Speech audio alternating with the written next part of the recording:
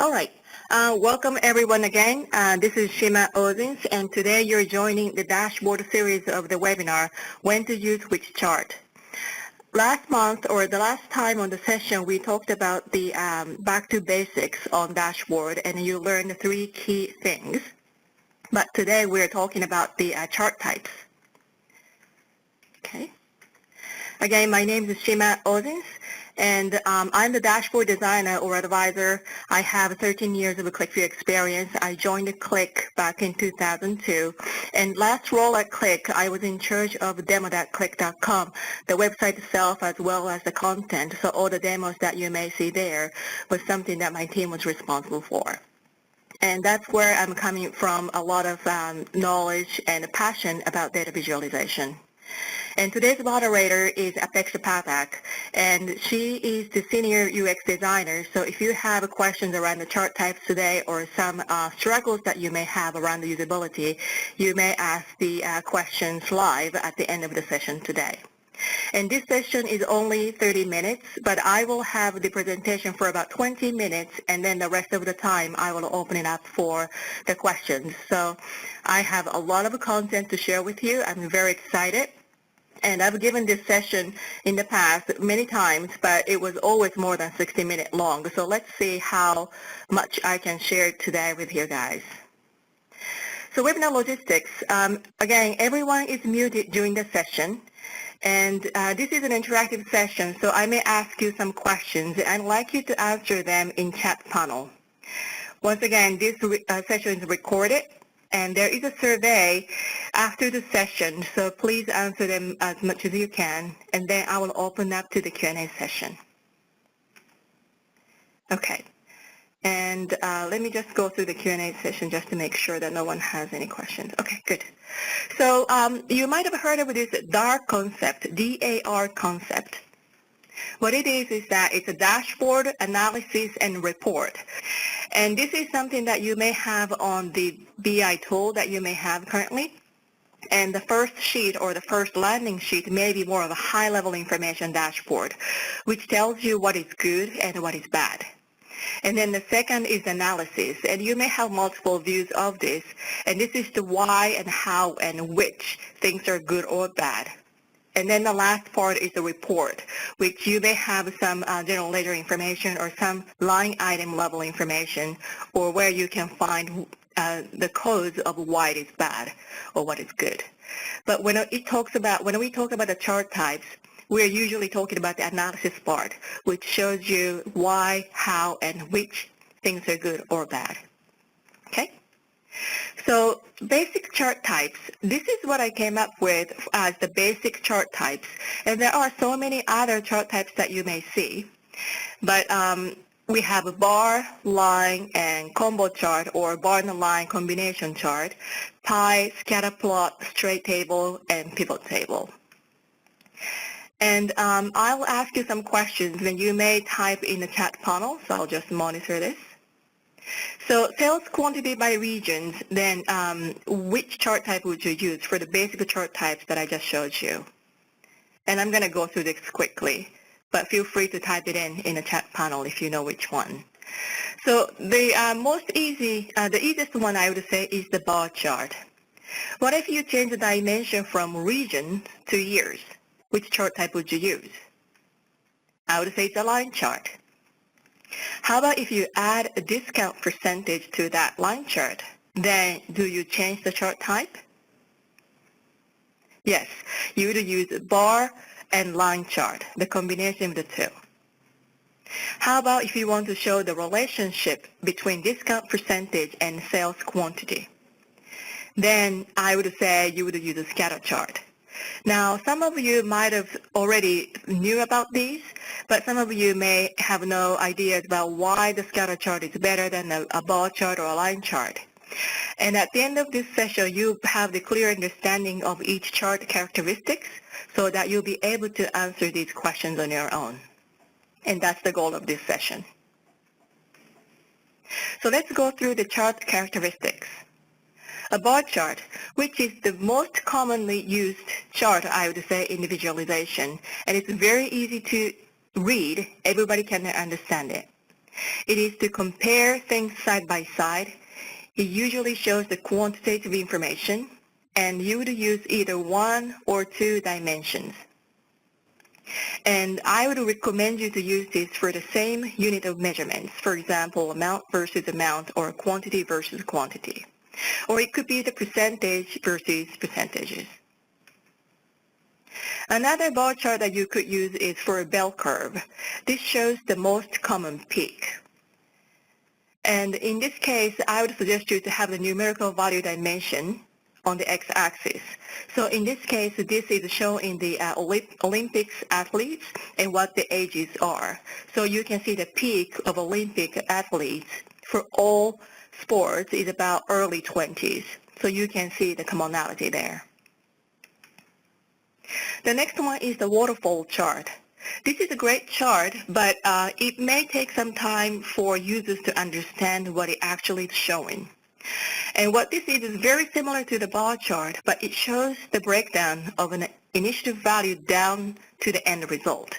So you can see it starts with the revenue, and this is more like a finance information, but you will take down the cost of goods sold, and then the operating expenses minus tax. Then you would end up with net income. So this is a good way to use the waterfall chart. But at the same time, you can go the other way around to show the contribution to total. So for each segment, you can see that in this case, whatever the amount that we're showing here, between 8 to 15 days has the most contribution to the total. So this is a good way to show not the breakdown, but more of a contribution to total. So it's kind of a different way from waterfall. The next one is a line chart. It is always good when you have the x-axis being the time dimension, so you want to see the movements over time. You can also show the accumulations over time, which could be also some kind of area chart that you may see at the bottom here. And if you have a different, say, second dimension, then you can see the area on top of each other, so you can you'll be able to see the contribution to the total, but more for the quantitative information. Or you may use that for comparing movements side by side by a second dimension, which is the second chart you see here.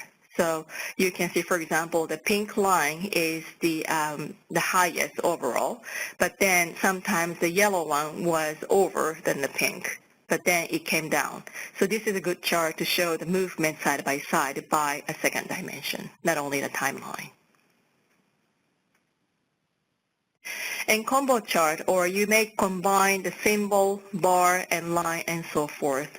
And this is a great way to show the information which contains more than one expression or measures. Usually mostly 2 units of measurements. Otherwise, you would use either only line or only bar chart, and so forth. So this is when you would use more than 1 unit of measurements. So you may show sales versus margin percentage, or billable hours versus utilization percentage. You may show amount by amount, but one of them is the average, so sales amount versus average deal size. They both are the same unit of measurements, but when you look at it, then what you're comparing is not really a side-by-side, but you're trying to see the relationship, so sales versus average deal size. Or you may see the leads versus conversion rate. The Scatteplot chart. This is usually used for 2-dimensional chart, 2-dimensional measurements. So, for example, in this case, you can see on the x-axis is the percentage, and then on the y-axis is the actual amount. So you can place the dots to show the distribution. So in this case, I would suggest you to use only 1 dimension. And then if you actually use the colors, then that may replicate the 3rd dimension or 3rd measures. So for example, if you're talking about, say, sentiment, then you may want to have green for positive sentiment, whereas red for the negative sentiment, and so forth. So you can actually use the color of the dot to be the 3rd measurement. And then obviously the position of the bubble indicates the performance based on the X and Y coordinates. So you can see that the dot here, district A, is high in the amount but very low or even negative in percentage. So the position shows the performance of that district A in this case. And this is a very good way to show the irregularity of a certain group. Okay? And you may also show tracking the movements over time. So if you have, say, 2 years of data, then you may have District A for this year in here, and then another one would say over here. And you may connect the dot between the two so you can see the movement from one year to another. If your BI tool has that capability, you can use the Scatteplot chart for that. The bubble chart, very similar to the scatter plot, but the bubble chart has another dimension, which is the bubble size. And most of the things are the same. You may have the x-axis, y-axis being expression as well as the bubble size. If you actually use the colors to it, meaning that not the color per dot, but more of another dimensionality to it, you could have a bubble chart used for 4-dimensional chart. Okay? Or 4 different measures, I should say. But this is also to show the correlation in relationship in between those measures. The dot plot chart, or however you want to call it, I just call this dot plot chart. But what this is for the non-quantitative information. And what I have here at the bottom is that this is showing the sentiment, let's say. So that if it is lower than, say, 50%, I have it in red and so forth. You don't have to use the colors, but what I'm showing here is not the distribution like the bubble chart or the scatter plot. And it also, I'm not using the bar chart here because it's not the quantitative information when it comes to the sentiment. Sentiment is like a Facebook or LinkedIn, whether people liked it or not, that kind of information. That's the sensitive social media information. And when I have, say, 46% in sentiment or 96%, it is really not the quantitative information. It's more like whether people thought of it positively or negatively. So it is a position that I'm trying to show, and that's why I call this dot plot chart.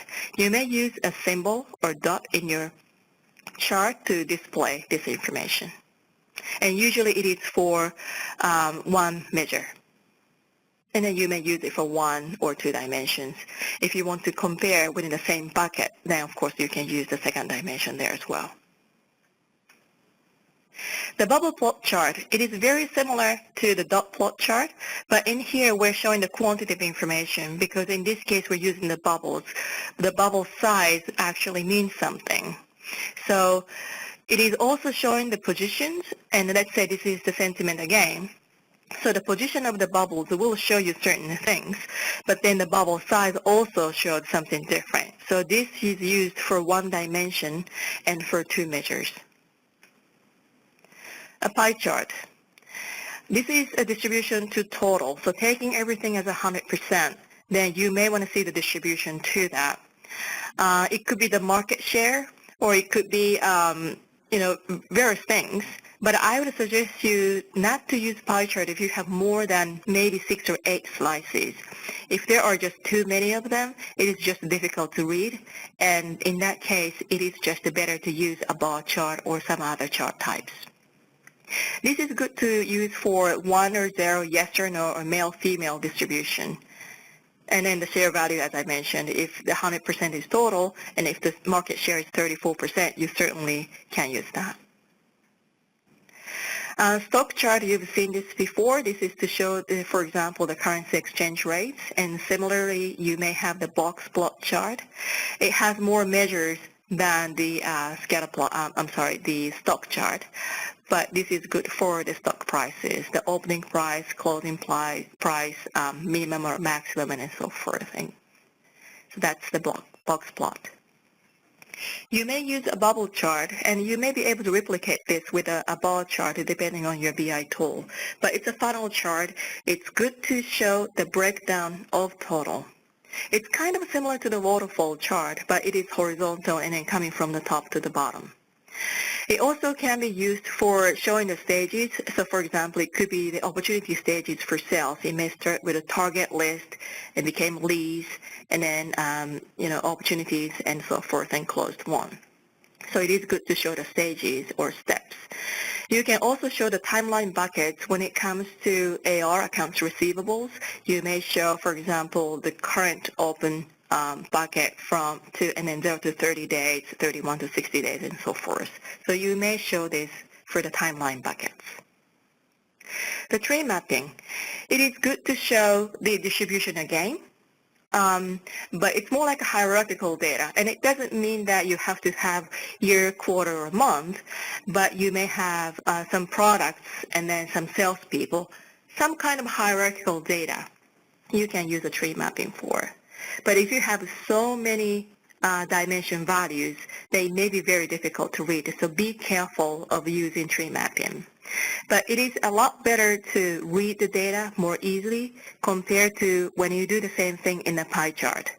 You can see at the bottom, I have the pie chart with the 2 dimensions, and it's very difficult to read, or it takes time to understand what this is showing.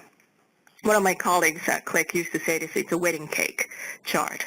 So you can see it's more like iGadget than anything else. It's pretty difficult to read the data. And then, of course, you have the mapping, like a geograph map, or you may have seating or some office layout, and you can use some mapping for that as well, which shows the position of certain measurements. The radar chart is good to show the balance of equally weighted dimensions, such as months, weekdays, hours, and then sometimes you see this in nutrition guide. So it's something you want to use for equally weighted dimensions. Not like, for example, customers or salespeople or products and things like that. Okay? And then gauges. I know a lot of people like gauges, and be careful for how you use the gauges. But this is how we usually, at Infozone, we usually use the gauges. And it's good to show the KPIs for sales margin percent or actual versus budget percentage and so forth. And I would suggest you not to use this for quantity unless the maximum value is always consistent. And I'm not a big fan of a gauge like this, which shows the color of red, green, and yellow all the time, but rather when something's good, show in green, or when something's bad, show in red. And we want to make it as simple as possible, just like the gas meter that you may have in your dashboard on your car. So be careful of how many gauges to use or how you use the gauges in your dashboard. And then you have a straight table or a pivot table, but straight table is good to use for, of course, a numerical value display. People can perhaps sort by any columns that they may wish, but this usually used for one dimension for multiple measures. And if you have cycle buttons and as for example, click view, they could be useful. Whereas a pivot table is when you have multiple dimensions so that you can collapse or expand to group the measures, or dimensions, I should say. And then extension of that is a Gantt chart, which can be used for time frames, and you can show true or false measures. And this could be used mainly for project management and things like that. So that says, let's categorize all the charts. So this is what I showed you just now. There are so many chart types, and this is where you may be confused to, okay, I don't know which one to use when. But I categorize this in this way, and hopefully this is going to help you to identify which chart types to use. First, I have visual charts, and then the number charts. So number charts meaning more for the tables. But then the visual charts, if something is item related, for example, salesperson or customers, then you may go to this route. You may have overtime. The cumulative or breakdown would be the waterfall chart. If you want to show the distribution, then you can see, okay, how many measures do you have? And then you can follow this. And I would like to spend more time on this slide so that it's going to be more obvious for you to use. But let me know if you think this is useful for your organization. Okay, and then you may forget something, which is text, which is always good. I wouldn't call this a chart type, but text is always good to have also along with the chart type. So you may use this in this way. It's a very quick grabbing information in text, for example, Northeast is 0.2%, along with the line chart. Or you may see something like this. So you may have the comparison to other organizations or other competitors, but you have a good number to show of how good things are going within the dashboard. Okay, so I'll run through this again with you, and I hope you can answer these questions. And I know the time has coming up to end, so I have to open up for Q&A, but let's go through this quickly. So when it comes to sales quantity by regions, what bar chart, I already said this, what chart type would you use? That would be a bar chart. Why? Because it's a side-by-side comparison, and it's very easy to read. Okay? Now, next, I'd like you to answer this in a chat panel, please. If I change the dimension from regions to years, which chart type would you use? Could you type that quickly in the chat panel? Okay, so you're showing the sales quantity by years. Okay, I'm seeing some answers here. And some of you answered you correctly, or all of you actually answered this correctly, a line chart. Very good. Now let's change this.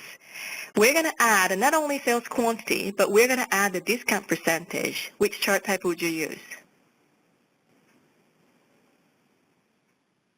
Okay, very good. Anybody else? Feel free to type whatever you think is appropriate. If you have a sales quantity and you want to add a discount percentage, right, so you're good, correct. Bar and line chart, or you would call this a combo chart. This is where you want to use for different unit of measurements. How about if you want to show the relationship between discount percentage and sales quantity? So you're not comparing this side by side, but more of showing the relationship. Which chart type is useful for this? Okay, go ahead and type that in the chat panel. The relationship between discount percentage and sales quantity. Okay, very good. So I see two answers here. What I wrote here is a scatter chart showing the correlation with the two metrics. I probably should have said correlation between discount percentage and sales quantity. But some person answered as bar with dots. That is also correct. You can also use a combo chart if you want to show the relationship. But if you want to see the correlation, then I would suggest you to use a scatter chart. But when it comes to relationship, you can take in either case. So both of them are correct. Okay, so I'm going to park this at this point. I'm going to just go through this presentation. This is more of which chart type is appropriate and how can we change this, but I'm going to skip this one for now. And at this point, I'm going to open this for Q&A. We have only about 5 minutes, but if you have any questions, please type that into the chat panel. Okay, so let me see. People have written some questions here.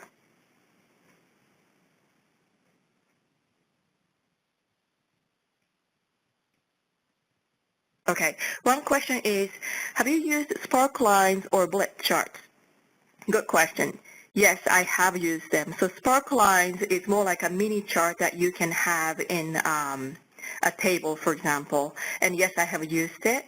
It is good to show not only the numbers, but also to show the movement. So you may have the amount for, say, $1 million for this customer, but it may show only the accumulation of this year. You may want to see how it achieved to $1 million. It may be up and down the movements by month. So in that case, yes, you can use spark lines for that in the table. And then the bullet chart is something that Stephen Fear has invented, and it's a good way to show the information, but it is a bit cumbersome for the first-time users. So you may be careful about how to display the information, meaning that if you're going to use the bullet chart, you may need to have some kind of a help guide to help them understand what you're trying to show. but it is a good chart type to use for showing a lot of measurements. It could be the actual amount against goals or budget and so forth. But yes, I have used them before.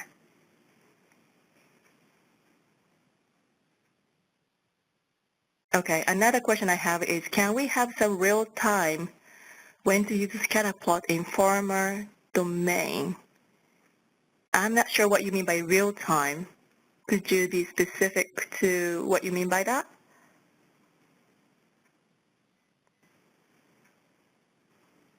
Okay, so while we're waiting for the answer, I'm going to go to another question. How to show contribution movement a long time in a single chart?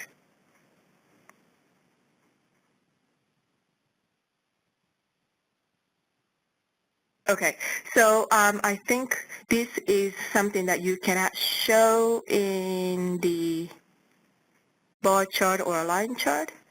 It really is depending on how many measures that you have.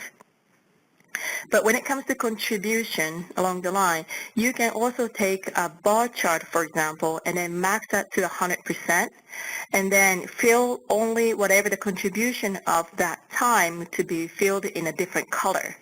I had some, let me see if I had something similar, but something similar to this, and let's see if I can go back. And I realize that it's 11:30 now in Eastern Time, so if you need to leave, please go ahead. But this recording is going to be available for you who have registered, so you won't miss any questions that are answered in this session. But thank you for joining. So what I was saying about the contribution, imagine that this gray part is up to 100% for all of them. So all of the bars will have the same length, but then the contribution part is this blue area, and that you can use for the contribution to total, and then on the x-axis you can use any time dimension that you may wish. So hopefully that will help you.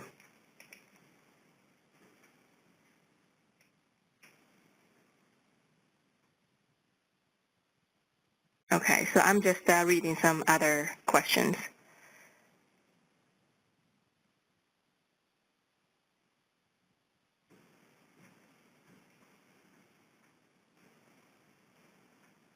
Okay, so the farmer-related question that was came in earlier, this person wants to see the drug's relationship with its performance. Can we use this report to find the relationship patient height and weight?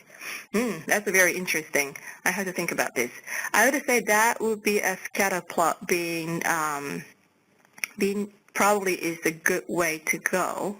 And as I say this, I'm also thinking at the same time. I may have to play around with this, and this is kind of an interesting position, but I would say, yeah, probably I would use the height and weight being the x and y axis as measures, and then I will plot the dots for the drug. I don't know what the performance is, could be the amount or anything, but probably the scatter plot being a good one to use. Okay, another question. Any additional tip about to combine many charts in the same screen? Okay. I think it is not combining to the same chart but in the same screen. What I would say is that it is always good to categorize the information. So you may have many charts, and I wouldn't suggest you to have too many charts in the same screen. But when you have a few charts in the same screen, you could have 4 different charts so that it's more like a quadrant layout. Or if you want to have a scroll in the screen, then make sure that the charts that you have are close to each other as long as they make relationship with each other. So that, say you have 3 charts, or say you have 6 charts, the first 3 are related to each other. Then you can have them side by side at the top, and then you can use a space or even a bar, meaning a line, to separate with the second level of the chart, the next 3 charts. So make sure that they are in a grid in a sense, and then you can separate with a space or a line so that certain information wouldn't be mixed with something else, but more of a categorizing the charts in a way. I hope this makes sense. Have you ever used tag cloud chart? Do you mean by word cloud, or how did we used to call this? Like a certain keyword? Word cloud. Okay, great. Yes, I have used it. When I was at Click, we created this U.S. presidential campaign application where I suggested to use this word cloud so that you can see how people are talking about these two candidates. So yes, we have used it. It may look a bit gadgety, but it is also a good way to show the information. So some people may be talking about, certain charity or other specific items so that they may win the campaign and so forth. But I've also used it for, say, something like a salesperson. It could be customers, so that immediately in the word cloud you can see which customers are contributing to your sales the most, things like that. So yes, I have used that before. Okay. So I'm not seeing any more questions, but feel free to reach out to me if you like, and I'll show you my email address at the bottom.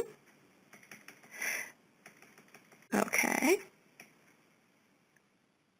And I'm sorry that I couldn't go through all this, but this was meant for a more longer time to share the information, but I wanted to make sure that we have the Q&A session at the end of this webinar. So here's my email address, and if you have any questions, feel free to contact me. I'm also in LinkedIn, so you can send a message from there also. I just also want to make sure that you know what the upcoming dashboard series topics may be. So we may talk about the considerations for multiple devices and usages. So I'm sure most of you may have users who use either desktop, laptop, tablets, and phones. So we are going to talk about this. And I also would like to talk about how to pop the important messages. Pop meaning it's not pop-up, but more of emphasizing some important messages in your dashboard. And some considerations for user experience, so we would like to talk more about that. But after this session, you will also see a survey, and please answer the survey because one of the sections is what kind of topics you would like to hear more about. And we'd like to get the input from you so that we can plan this webinar more accordingly and more appropriately as well as interesting to you guys. So I really hope you can answer the survey after this session. Okay, I'm not seeing any questions at this point. Apeksha, do you see any questions on your side?